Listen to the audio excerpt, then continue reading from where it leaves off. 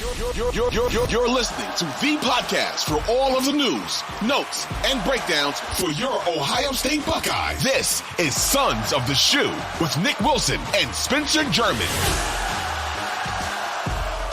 Nick Wilson, Spencer German, back with you. The Sons of the Shoe rides again. I still don't know what any of that means, but boy, do we have a lot for you today. We're going to talk about the Akron game for about 5 minutes. We've got a big picture look at the schedule, where the traps might lie. We'll get into the biggest concern you might have about the Ohio State roster. We'll get into the Michigan panic meter. We're finally bringing that back. We got something to say about Urban Meyer's comments as well. But as we are a relatively new show, please make sure to follow the show wherever you get your podcasts, whether that's Apple, Spotify, 92.3 The Fan, the free Odyssey app. Have I mentioned Apple? Please follow the show. We appreciate that. Also, please make sure to subscribe to the 92.3 The Fan YouTube channel. Just search in 92.3 The Fan on YouTube.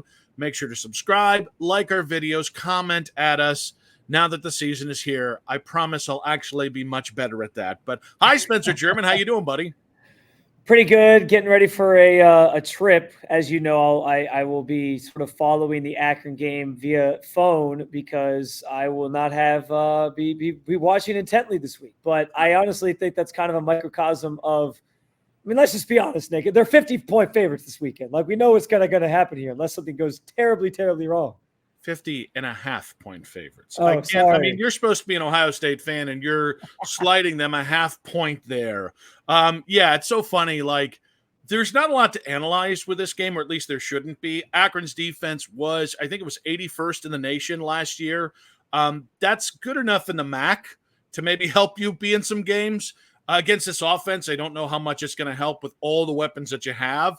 And so I think that's Akron's best chance to keep this close is if the offense for Ohio State struggles a little bit and you can maybe capitalize on that. But offensively, it is astounding what Akron is and isn't returning.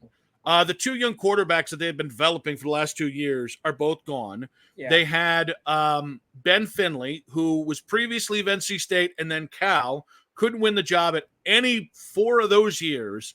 Ben Finley beat out Taj Bullock, who's, I think, a freshman or redshirt freshman in camp. The problem is there's literally no production returning around him. Whether it's rushing, receiving, they got nothing up front. So,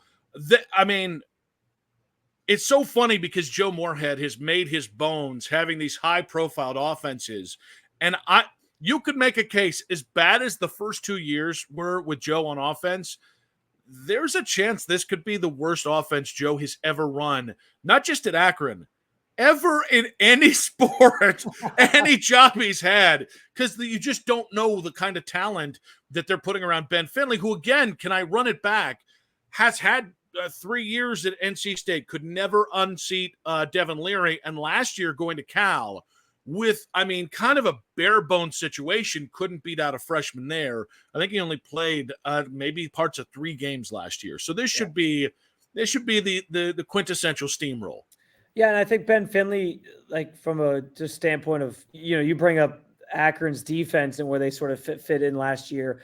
I think the Finley addition for them makes a lot of sense, and hopefully this is the type of place that he can thrive and, get that opportunity and help them compete in the MAC. I hope Akron does have a good season in their own right, but I don't think they're going to have a good enough season where they're going to be challenging anybody like Ohio State week 1, obviously. And there are going to be a lot of questions in regards to what that group kind of looks like, what they can produce without many guys coming back, on top of the fact that you're going against a group of a defense at Ohio State that considers themselves, the secondary is calling themselves the best in America.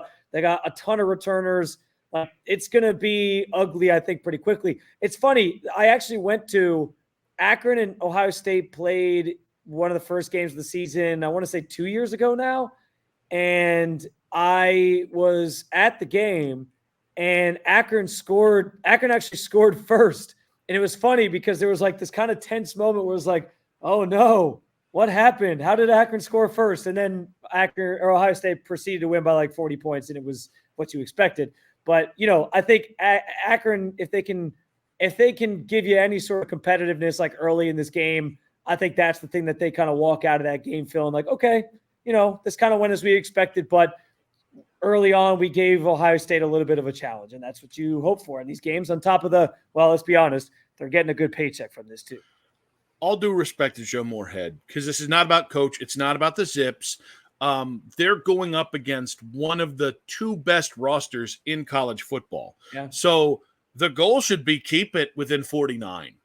Ohio State should dust them. I do think there's some things to watch for Ohio State. Obviously, I think everyone's going to talk about Will Howard. Yeah, I want to see how they actually do up front a little bit.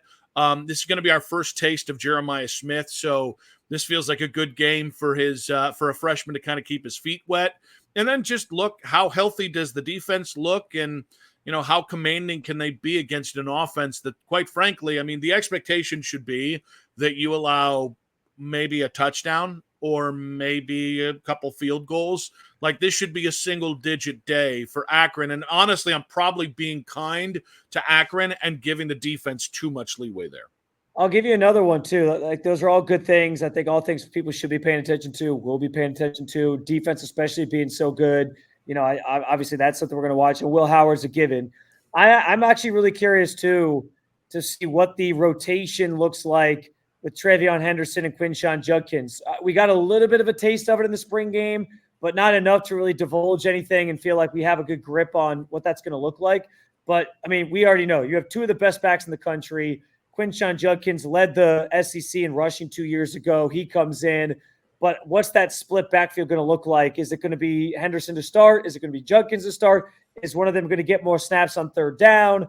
And so it'll be our first taste to get some of that. They probably still, I mean, I kind of feel like these cupcake, if you will, games that these teams scheduled to start the season, they kind of treat them in a way like the NFL teams are treating the preseason right now, which is like, well, we're not going to give anything away. We're just going to kind of go play football and survive these. And I think that's kind of the goal here for Ohio State is like, we'll do some things, we'll show some things. So I don't know that we'll walk away even from a game like this weekend feeling like we know how they're going to utilize those guys all season long. But just to kind of get the first glimpse of that and what that looks like, and off of your point on the offensive line, how they're able to hold up for those guys, I think that's another big valuable piece that we'll hopefully get a chance to see for the first time. Well, so what I think is interesting is I also think this is a great game where you might see a Julian Sayin, right? Like they might tip their hand at who the backup quarterback is versus the starter. So yeah, I mean, I those are the kind of things that, if you get Sayin or, really any of the young quarterbacks not named Devin Brown in for, or Will Howard in for a quarter, I think that's good tape for the rest of the season, just giving them a little bit of reps to try and, position themselves going forward. Yeah, these are the games where you get that experience for those guys too. You start the schedule and you're playing multiple MAC teams here in the first couple weeks. Nobody, that's really going to challenge you or make you feel like Will Howard has to play an entire game. So the hope is, I think that has to be a goal for Ohio State going into this game. On top of the stuff we laid out, defense kind of getting their first chance to go play a meaningful game, what Will Howard looks like, yada, yada, yada. I think, too, like one of your goals can and should be, let's start getting these young quarterbacks reps because not to look too far ahead, Nick, but these are the games that we will use next year when we're assessing, like, who should the next quarterback be? Should it be Sayin?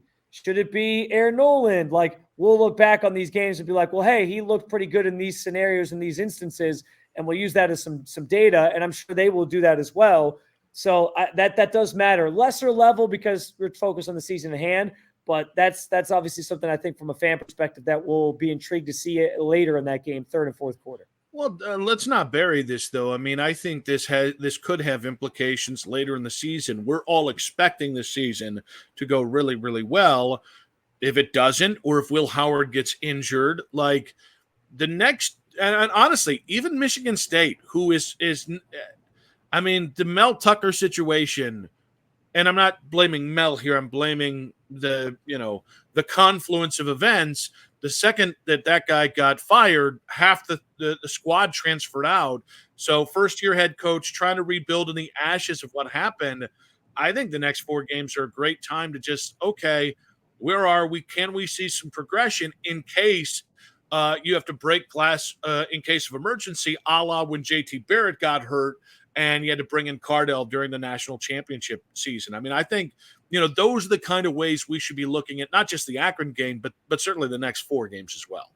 Well, and to that point, it's not just about the quarterback position either, Nick, because across the board, getting guys ready in case they have to fill in, but also these first 4 games are truly going to be about figuring out what your identity is, what you do well, making sure everyone's kind of up to speed, because we know what awaits on the other side of those first 4 games is that big showdown with Oregon.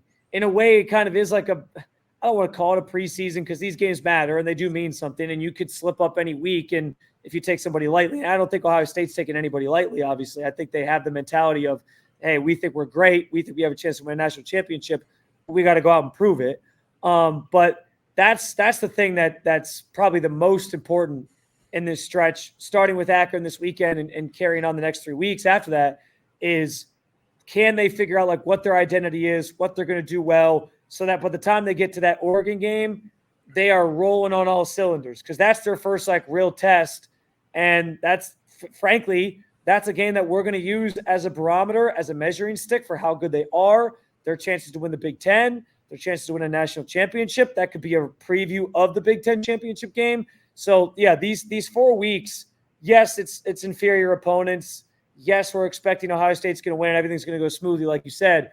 But, there's scenarios that they got to kind of go through and experience to get themselves ready for the games that will mean a little bit more for both us and for them in terms of where they kind of fit into the national championship picture.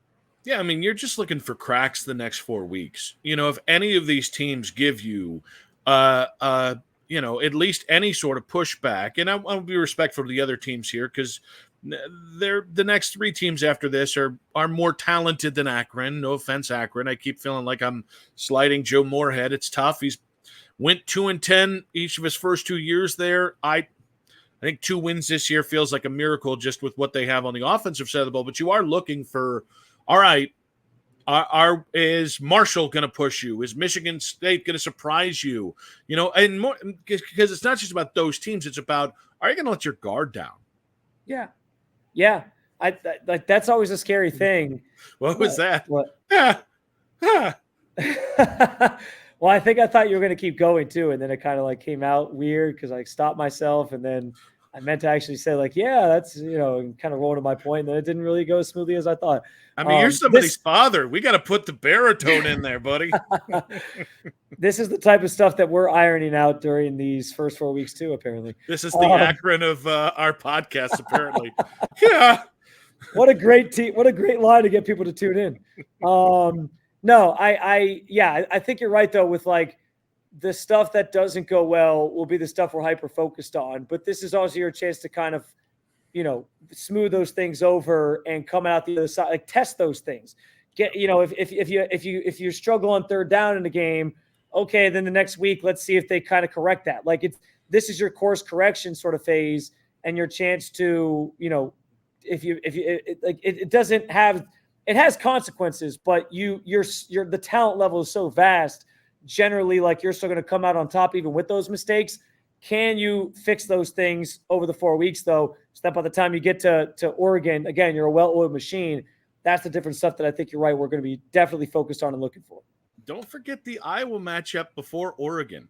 That, Iowa's always been. Yeah, I did forget about Iowa. And you're right. I know that one's in Columbus, so it doesn't necessarily have all the markings of a trap game. But yeah, I mean, that's really there's just been a persistence. And honestly, I felt this way the last couple of years of Urban too, where they had the talent, but man, they would have that. We're going to overlook this this team. I look at both before and after Oregon. Iowa, which is a team that is highly ranked going into the season, even though who the hell knows on any given year what Kirk Ferentz teams are going to do. And then you have Nebraska after. And I think it's a little early to get too high on Matt Rule's teams. Year 2, it's usually year 3 where they take the big step. But, I mean, either one of those games feel like a game that if you don't take 100% seriously could get popped on the side of the head, I honestly just straight up forgot about the Iowa game being before Oregon. I thought for some reason it was the week after Oregon. So that was my fault on that.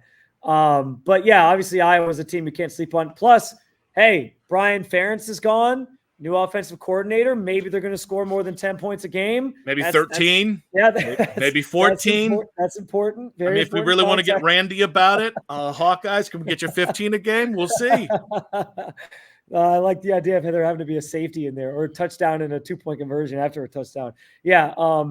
So Iowa's definitely a tougher opponent. That's where the schedule really starts. And I like where your head's at with the Nebraska game, because we know that they have a recruit that was once committed to Ohio State and Dylan Raiola, who's one of the top, recruits in the country at quarterback. He looks like Pat Mahomes too. Yeah, he does. That's going to be the big comparison. So yeah, they're hoping that he kind of turns that organization back to prominence, or brings it back to prominence.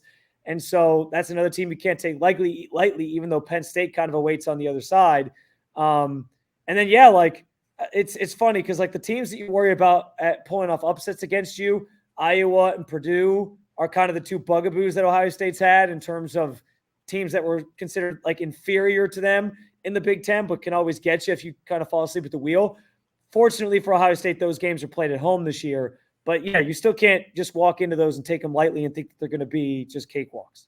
I think that month, because I'm going to extend it out one extra week, I think that month is going to decide truly what Ohio State is. October, and when you say in October, or you say in November? Well, it's October in the first week of November, because you go Iowa in Columbus, Oregon in Eugene, Nebraska in Columbus, and then you're going on the road at Penn State. And it's every year I know we have to do this exercise of, is James Franklin actually going to elevate the program? But I mean, I've seen plenty of people in the know, college football analysts putting them as one of the 12 teams in the playoffs this year. I mean, I'll kind of believe it when I see it, but those 4 games, I'll be honest with you, I think by the end of the year, Michigan might be in more of we're going to be an 8-9 win team, and that game's going to be relevant because it's a rivalry game. I think you've got 3, maybe 4 playoff teams in a row, depending on what Nebraska does this year. And so if you clear that space, I'll have no reason to believe you won't be able to march into the playoffs and be a serious contender, top 3 team, something like that. Yeah, I mean, the first 4 games, as we said, are kind of your tune-up. You're getting ready for that middle stretch, and that middle stretch is the portion where you're going to get tested the most. These are all Big Ten teams that know you well, other than Oregon, but Oregon's one of those teams that's in the mix for a national championship themselves, and they kind of want what you have in this conference. The new kids on the block trying to sort of cement that they're not messing around. So yeah, I mean that's the stretch. I agree with you. That's 100% going to show us what this team is, what they're about, how truly of a national contender they really are. And then that kind of paves the way for a couple weeks that I don't want to say are warm-ups to Michigan, but that you should be able to play pretty well, play good football, win, and then you get ready for the Michigan game, which is of the utmost importance to Ryan Day this year. Can I also say, how the hell did they not make that Penn State game a whiteout game this year? I don't know. Because it's still TBA time-wise, but they revealed what their whiteout game was already, and it's not that game. And I was like, how do you not make it that game? It blows my mind when they don't make the biggest matchup on the schedule. Maybe it's because they want the whiteout. I think the whiteout game is Washington, which is for Penn State. I want to say it's the first week in November or something like that. Or actually, that doesn't make sense because the first week in November is Ohio State. I think it's that week after. I think it's November 9th or whatever. So yeah, I can't believe that they didn't make that a whiteout game where because that's the ultimate leveling of the playing field for Ohio State. When they play a day game, or for Penn State against Ohio State, when they play a day game, it's okay, you kind of just figure Ohio State's going to win. But when you put it in that setting, the whiteout and all that, that's where it feels like Penn State has a legitimate chance, despite all the deficiencies from James Franklin that rear their ugly head every time he seems to play a good team. So, all right, guys, Akron, Ohio State in Ohio Stadium this Saturday, August 31st, 3:30 kick for these two teams. I think we know one's going one direction, the other's going the other. But when we come back, I'm actually giving you the one team that I'm happy we don't have on the schedule this year, and I actually think it's going to surprise you. And then we're going to get to the supposed biggest weakness on Ohio State. That's next. But first, a quick word from our sponsors.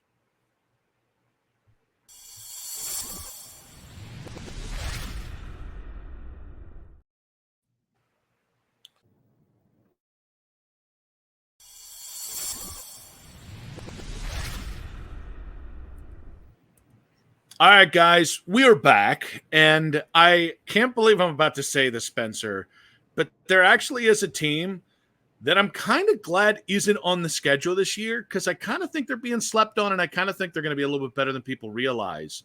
And I don't think anybody would call this, and I don't think anybody would call what I'm about to do. I think it's Rutgers. I think you knew how much I love Kyle Monangai going into last year's game. And I think the fact they lost Wimsatt to Kentucky might hurt them, but they replaced him with Minnesota quarterback Ethan Kaliakmanis, who I thought was betrayed by a lack of talent around him at Minnesota as like a freshman. So I kind of think, and by the way, they're also a traditional Big Ten team that is stout in the trenches. I kind of am glad we're not there because that could be a team. I know they won, I think, 7 games last year. I think that could be a team that could be a sneaky 9-10 win team this year in the Big Ten. Well, and let's face it, like Greg Schiano, who used to work at Ohio State, like he knows that the program well. He kind of knows what makes Ryan Day tick, what they want to do. And he's played last year. They played Ohio State pretty closely. Like he's built a pretty good program there in terms of like consistency. I'm not saying they're going to be winning a national championship anytime soon, but the fact that like each year you kind of know what to expect from them. And to your point, they're kind of like one of those sneaky, lurking teams that, like, if you walked into a game against them and you took them lightly, they could probably get the better of you. Like, you got to be prepared for those matchups against Rutgers. They overperformed, I think, in a lot of people's eyes last year. I don't think we were necessarily surprised by it because we knew that this was kind of coming for Greg Schiano, and he's, again, built this kind of model of consistency there, which I think if you're Rutgers, that's kind of what you're looking for, right? Like, you're not expecting to be necessarily a playoff team, maybe with 12 teams, or if it expands to 16 teams, maybe every now and then you find your way slipping in there somehow. But I think Rutgers is just kind of fighting for relevance in the Big Ten, relevance in college football. Can we pull off one of these upsets? Like, they almost want to become like what Iowa is, what Purdue is, where every now and then they get this big upset over like a Michigan or an Ohio State or a Penn State. And then that's the thing that like we all remember is like, well, hey, you can't sleep on them. You can't take them lightly. And that kind of gives them their prominence and what they're looking for. So yeah, I see where you're going with this. I was kind of racked my brain, like, what is it, Maryland? I was like, I don't think it's USC. I don't think it's Washington. They've been completely just like stripped of everything. So I didn't settle on Rutgers until you said it. So that's a good answer though. I like that. Look at that. All right, now from Rutgers, who they won't be playing this year unless both are in the Big Ten title game, or in the playoffs together. Greg Schiano can dream. Never say never. You had a point and had a question about maybe the kernel of doubt left for Buckeye fans. Yeah, because we know how good this roster is, like the sum of its parts. Defense supposed to be awesome, secondary loaded, running back room loaded, wide receiver room loaded. But there are still some areas I think that fans maybe are looking at like, well, like a little side eye, like, I don't know about that. And I just wonder if fans are going into the season with the biggest maybe unknown or concern or thing that they're kind of uneasy about is the quarterback position and Will Howard, and not necessarily seeing a lot of his game yet at Ohio State and just not know what to expect, not knowing if Ryan Day is really going to pull all the talent out of him that's some hope after what he did, after what we saw with Kyle McCord last year. Like, has what we saw with Kyle McCord last year maybe inserted doubt into what that position is going to give you? Or is there something else that you think fans are more worried about as the season kind of begins? I'm not sure about fans, because I think fans, I don't mean this in a bad way. I think we all do the obvious thing, which is focus on the quarterback. To me, last year, the catch-22 was Kyle McCord was not good enough or mobile enough to overcome the very real issues up front on the offensive line. Well, the problem is the offensive line wasn't good enough and didn't come together and didn't grow enough to overcome the lack of just basic talent that Kyle McCord had. So I don't want to necessarily put it on one or the other, but I do think that's a really interesting push and pull. And meaning Will Howard and his ability as a runner, as a mobile player, as a mobile quarterback, versus has that offensive line grown under Justin Fry? And here's why I would lean the offensive line. I've seen Ryan Day do it with countless quarterbacks. Kyle McCord's the anomaly. If the offensive line's good this year under Justin Fry, that'll be the anomaly. And so I think that's where my concern is. I don't think you can win a national championship if you're not locked and loaded in the trenches, especially if you look at that quarterback spot and go, well, I think he's going to be really good. And he might even, be even better than really good. But if he's not elite, that offensive line is really going to compromise you, especially once you start to get up against more physical, more prominent Big Ten kind of defensive lines, or in the playoffs against teams like Georgia. Yeah, I mean, the offensive line still has a ton of questions, and I think you're right in sort of correlating the two. And that's the other area I think I was kind of leaning in terms of what people are going into the season most worried about. The reason I think it going to ultimately, they'll be like Will Howard is just because, again, like I think coming off the Kyle McCord season, there was a lack of talent there. I think a lot of times too, like fans are going to view Ohio State fans are going to view the situation as, well, hey, if if Will Howard is good enough, he can overcome some of those things, which is part of the reason why I think they said that Will Howard was their number one option. I think that's bullshit. I think they explored other options, and then Will Howard was on the list, and they were like, well, this is the guy we can get, so let's go get him. But I think the reason they do like Will Howard is because he's more mobile than Kyle McCord. And so if you're getting at least somewhat better quarterback play from the pocket, but you have a guy that can be more mobile and the offensive line breaks down, I think that like you can sort of mask some of those problems up front if they still exist. And I think another year of growth for this unit. There are a few guys on the offensive line that you feel good about. I think Donovan Jackson coming back at the left guard, you feel good there.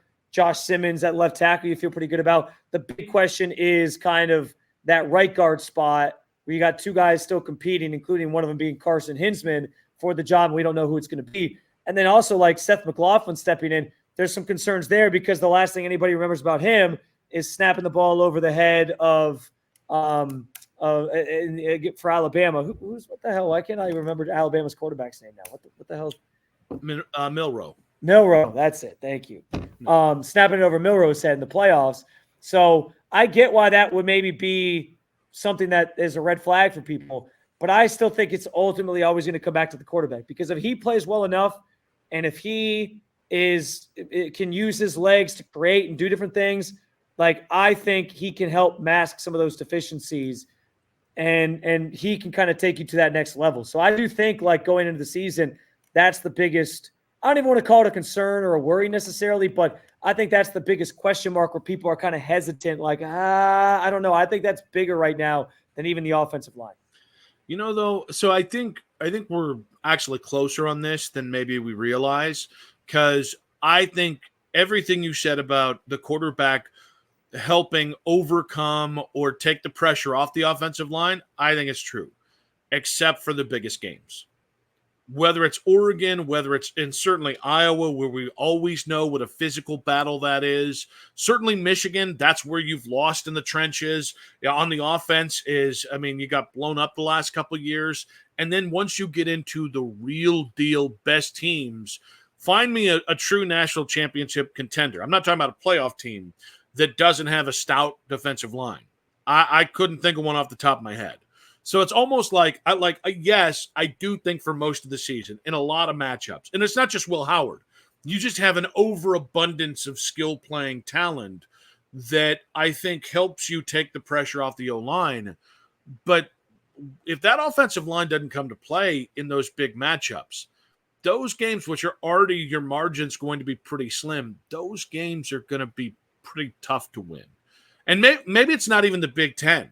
Although Oregon certainly stands out because that's a true national championship contender. But once you get into the playoffs, I really can't imagine this team. Because you said, oh, well, Josh Simmons. Dude, I don't know.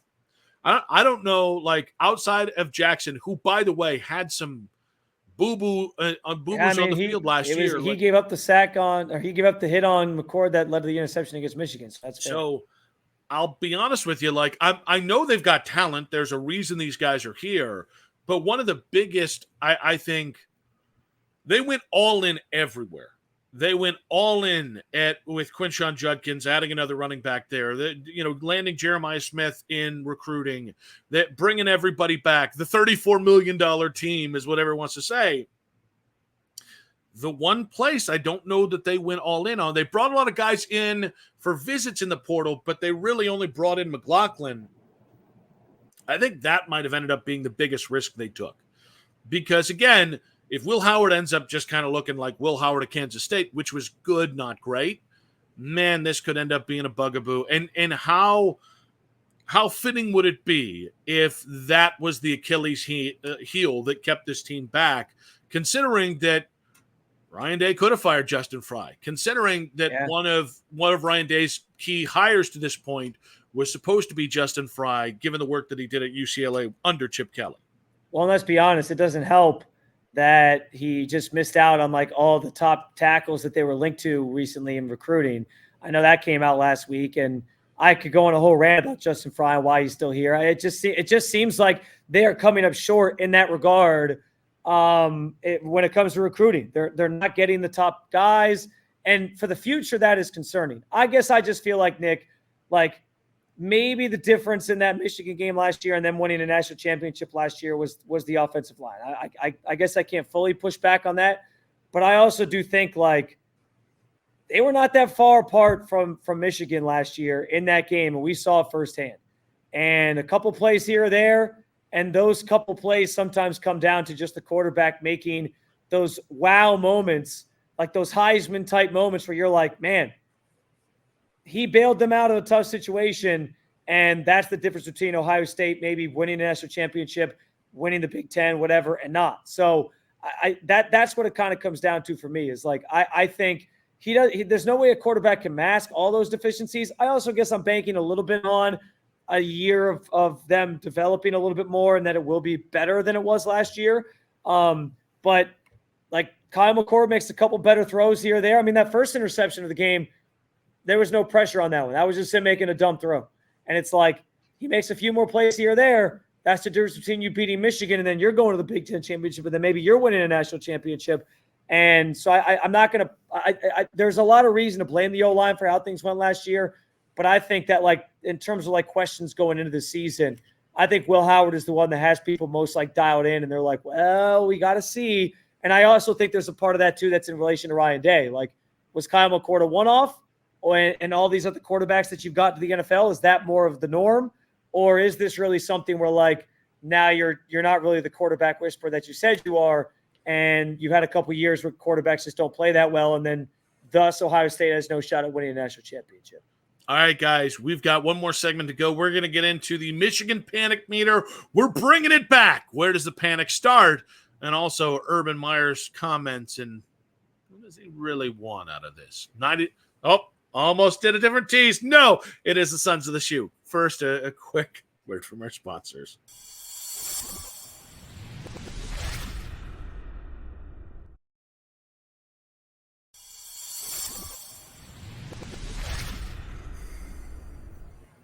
All right, guys, final segment here. It is important to remember that during the season and parts of the offseason, we do run our Michigan Panic Meter. So if you're new to the bit, new to the show, or new to the show, new to the bit, how this works is we look at where Ohio State is, where we think Michigan is, and then try to assess how concerned we are about Ohio State's ability to beat Michigan and compete with Michigan.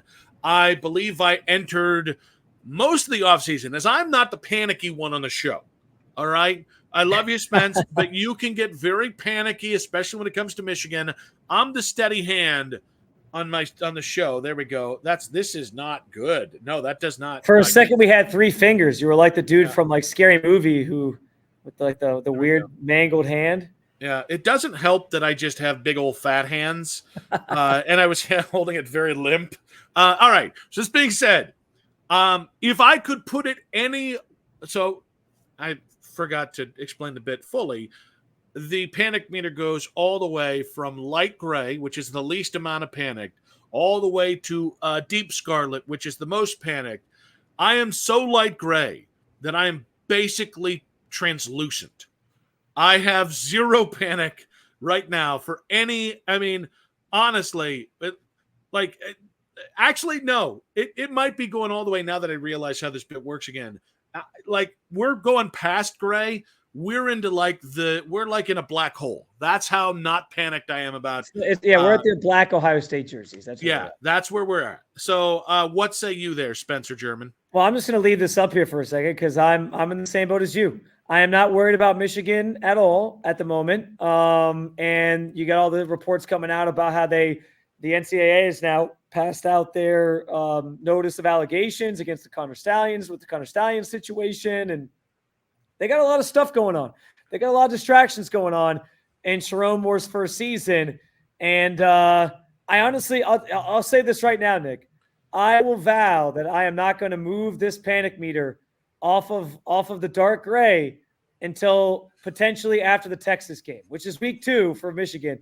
If they beat Texas, that's where it'll start to okay, it's coming back the other direction a little bit. But until that point, we're staying in the dark gray. So if Akron hangs 21 on you and you win by 28 points, you're not going to panic a little bit? No, I promise. What if Will Howard gets hurt? I'm turning over a new leaf this year. Bull. Hey, Will Howard gets hurt. Guess what? We got Julian Sain waiting in the wings. Come on, baby. Just saying. Just saying. That's actually, you know what? We need Julian Sain to be the starting quarterback next year so that we can make that a segment on next year's show. So what's great about this is I've already had the Guardians take my "yeah, Boyd." All right, they've already co-opted it. I've heard "yeah, boy" played at the park when Boyd is pitching. They just sent out a tweet about it. I am here for the content now. With just saying, I will expect 10% of the merch. I was going to say, yeah, if they could sponsor the show or something, maybe Ohio State, give us some of that NIL money, just a little bit. We're not asking for much, just like a couple thousand is good. Like we'll take something. I don't know.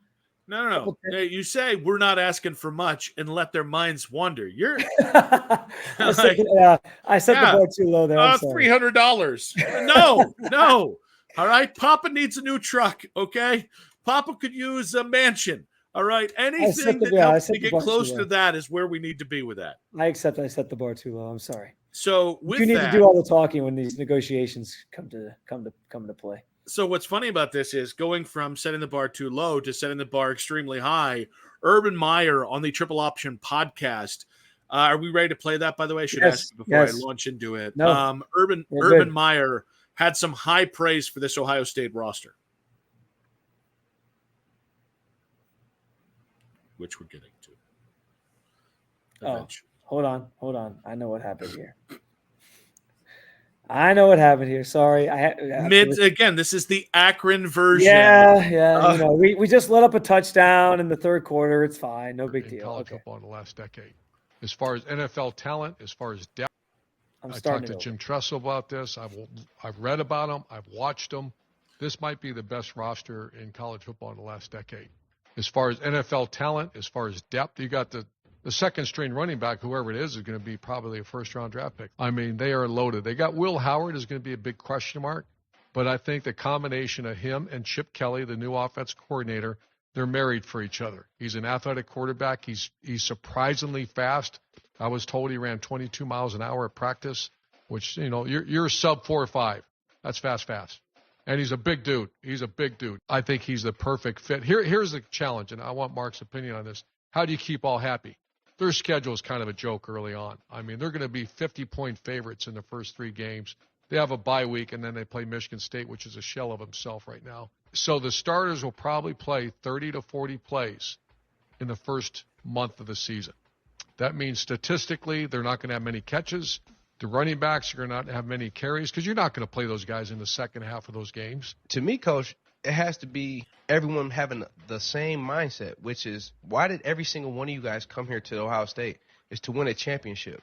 So in order for us to win a national championship, everyone needs to be their best. And yes, you're going to have individual goals, which should drive you and inspire you and cause you to work hard. But at the end of the day, the only thing that matters here is getting the win. So, wait, can I just say, don't you kind of nuke your argument if you're like, hey, this might be the best roster of the last decade in college football, but what's the name of that second running back that's supposed to be really good? Yeah, I don't remember his name, but yeah, they're going to be really, really good this year.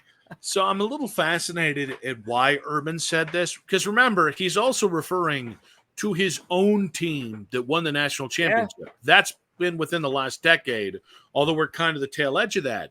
So I think that was interesting. I think it also speaks to a couple teams that came after that, where they did have Bosa and they had Zeke Elliott, and they should have won another national championship and fell short of that, traditionally because of the oopsie game out of nowhere that happened that kind of set them back and took them out of like the running for the 1 seed. So I guess I find it hard to believe. I'll still take the national championship team. Because, man, I mean, even Cardell, like from a talent perspective, physically talented, was one of the most physically talented quarterbacks you've ever seen at Ohio State. Where do you stand on that before I get to my other point there, bud? So it's interesting. I talked to, over the weekend, Duran Grant, who was part of that national championship team in 2014. He's now the coach at St. Vincent St. Mary's down in Akron. And I asked him about this question, like, hey, Urban said this. What do you think? You know, your team is included in this. And his stance, and this is where I'm kind of at with it, is like, I'm okay with almost gatekeeping this conversation a little bit, where it's like, okay, you can say that you might be the most talented, but you got to, in order for us to have the conversation truly about this being the most talented team at Ohio State or otherwise of the last decade, you got to go win the national championship first, because that's the one thing, like the 2014 team that was uber talented as well, that team will always have that over you. And if this season ends in anything short of a national championship, there's no way we will look back and be like, well, that team was more talented than the 2014 team. I think there has to be like a rite of passage of sorts, where once you win the national championship, then you're in the club, then you're in the VIP section of the club, where we can then be like, okay, let's take this national champion and this national champion, this national champion, and compare who the most talented roster really was. I just think what's interesting is you can't tell me on face value that Urban might not have an ulterior motive here. And if I'm Ryan Day, trying to get back to Ohio State. I mean, I think that could be one interpretation. I also just think, like, the other interpretation could be maybe Ryan Day said, hey, we're trying to wrench up as much pressure on this team as possible. So, you know, don't be afraid to give them, you know, kudos, and don't be afraid to throw it out there that they're how talented we are. But because it's Urban, and because it's Ohio State, and because Ryan Day's legacy is tied to Urban Meyer's, and honestly, I'll believe Urban Meyer doesn't want to coach again when he doesn't coach again. So, like, I just think they're very interesting comments. Like, unless Ryan Day went to him and said, Coach, go out there, talk him up. Like, unless he said that, I'm kind of thinking to myself, you know, Coach, you just help put just a little bit more of a bullseye on my back by talking about how much talent is on this for what already seems like a bloodthirsty Ohio State fan base and booster group.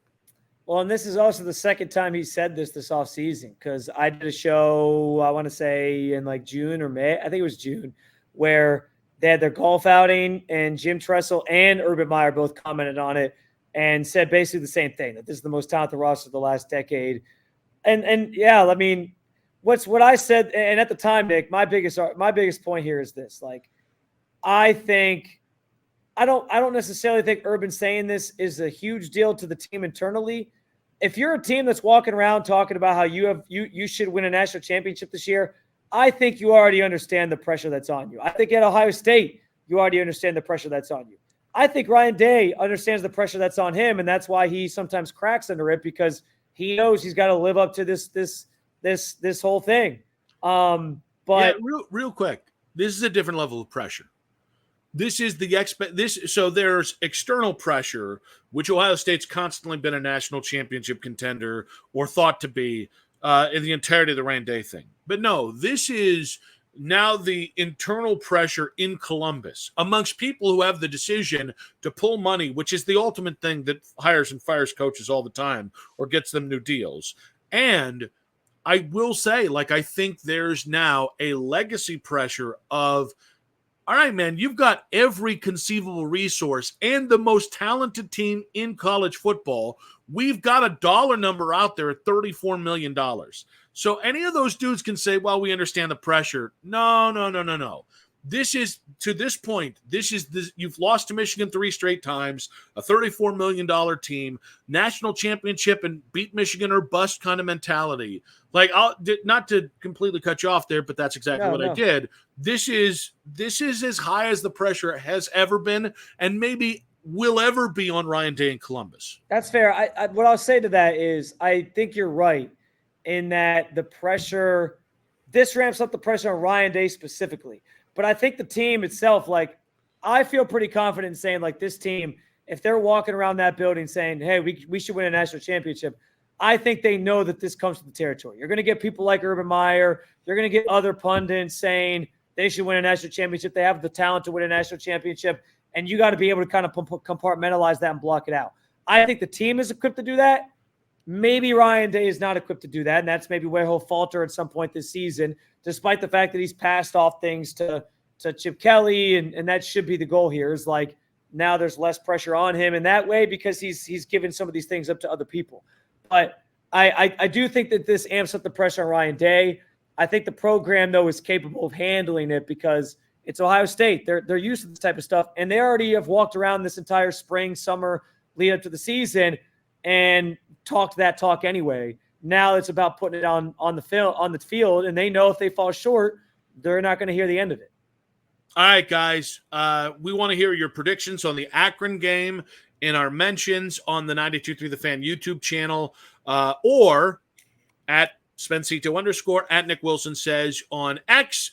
Of course, we want to hear your thoughts on which position or what position group, what spot on this team concerns you the most. We also want to hear where your Michigan panic meter's at. So find us wherever you can.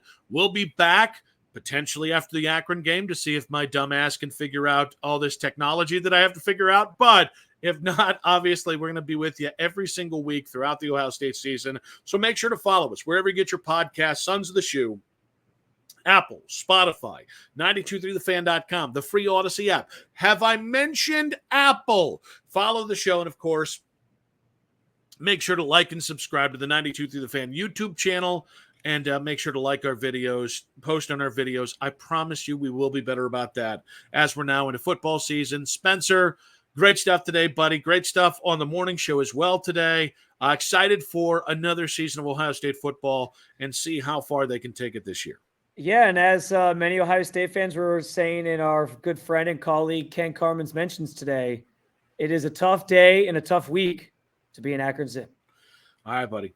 Go Bucks.